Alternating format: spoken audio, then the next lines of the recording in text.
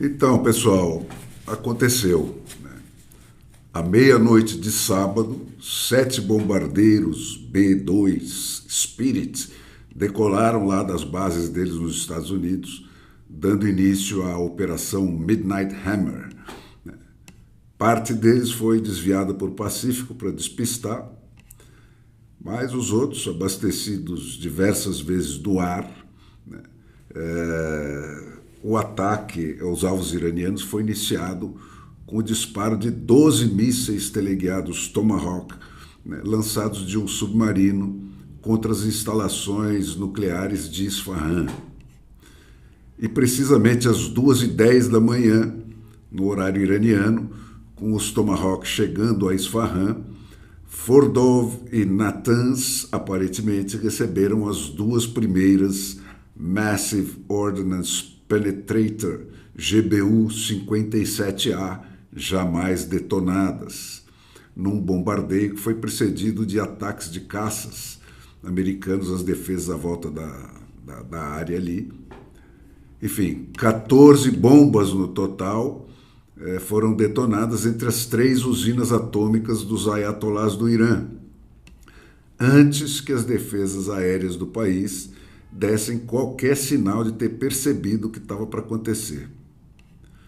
Os danos, segundo fontes israelenses e americanas, foram significativos, mas ninguém arrisca afirmar que a ameaça nuclear iraniana foi completamente eliminada. Isso ainda vai ser apurado por satélites e, enfim, especulações do Mossad lá dentro do Irã. Agora, por que o ataque aconteceu nesse momento? Bom, fora as razões intrínsecas, né, que pedem esse ataque aí desde há muito tempo, né, que é conviver com enviados de Deus atômicos, né?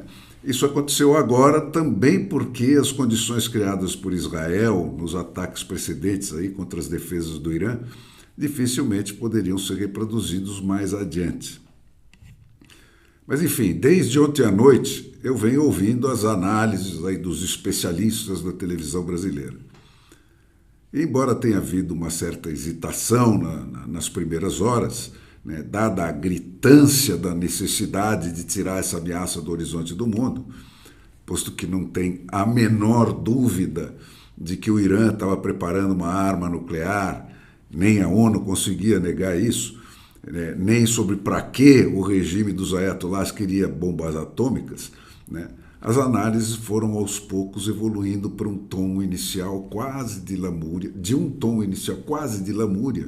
né, para um tom quase de denúncia. Os mais desonestos entre esses analistas já começaram até a tentar confundir a opinião pública, repetindo a informação de que não há provas de que o Irã tenha uma arma nuclear. Cara, nunca ninguém disse que ele tinha, né? O que se disse, e nem a ONU conseguiu negar, é que os ayatolás estavam numa corrida desenfreada para acumular urânio enriquecido, que não tem outra serventia senão a de ser detonada em bombas atômicas, né? Para quê? Para varrer Israel do mapa, como eles vêm prometendo desde sempre. A tentativa dessa comparação, dessa afirmação desonesta aí é de criar um paralelo com as armas químicas que o Iraque não tinha, né, usadas para provar o belicismo dos americanos na invasão do país lá do Saddam Hussein, depois do ataque às Torres Gêmeas.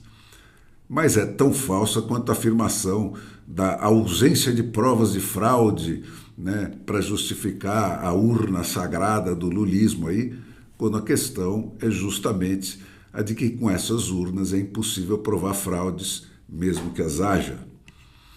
Sobraram então, cara, as especulações que por vezes soaram ali até como torcidas, né, sobre as possíveis respostas do Irã.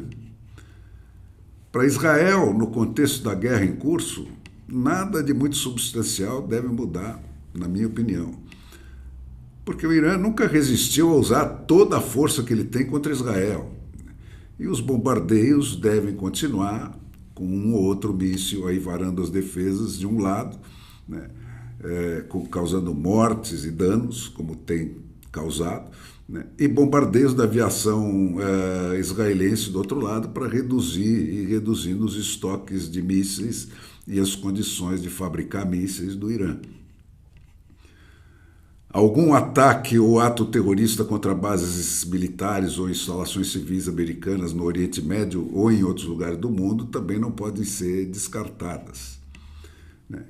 E uma ação ou tentativa de trancamento do Estreito de Hormuz, que é a reação de maior alcance que pode haver, é pouco provável que, se ela acontecer, ela dure muito, né?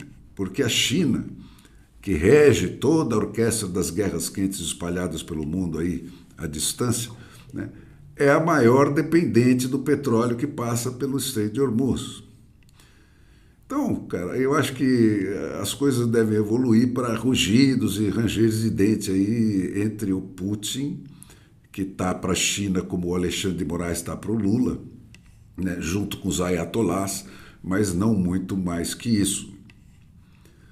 No mais, as análises mais carimbadas, né, especialmente aquelas dos fãs declarados dos métodos do Alexandre de Moraes aí, dizem respeito à ilegalidade do ataque americano que viola a Carta da ONU, né, e ao fim das estruturas multinacionais que sustentavam a paz do mundo desde o fim da Segunda Guerra Mundial. Não, de fato, gente, esse sistema que nunca foi capaz de garantir paz nenhuma anda cada vez mais mal das pernas, né? Por quê? Porque democracia existe, quando existe, né, por adesão e anuência de todo um povo a uma mesma lei que ele, povo, concorreu para escrever e aprovou conscientemente no voto. E isso não é o caso de 99% dos governos membros das organizações multinacionais, né, que foram feitas aí à imagem e semelhança da democracia, num impulso irresistível do mundo em direção à democracia naqueles meses e anos que se seguiram a hecatombe que custou a vitória da democracia sobre o totalitarismo nazista. Assim, gente, desde aquele momento, já lá vão 80 anos, né, todos os Lulas de todos os Brasis do mundo, unidos, né, sempre usaram as liberdades e garantias da democracia, né, que eles não dão para os seus povos em casa, para destruir a democracia em âmbito global, mediante a manipulação desses órgãos multinacionais aí.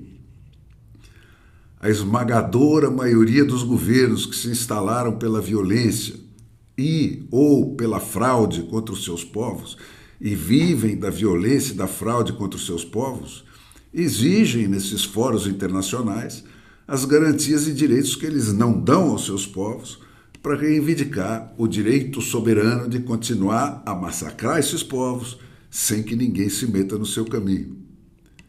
Esse é o caso do Irã, gente, nesse doloroso transe aí. Agora mesmo, né, diante da morte iminente, né, seja por velhice, seja por consequência da guerra, o Ali Khamenei, que como os antecessores dele vem massacrando o povo iraniano há 46 anos, já escolheu 3 sucessores.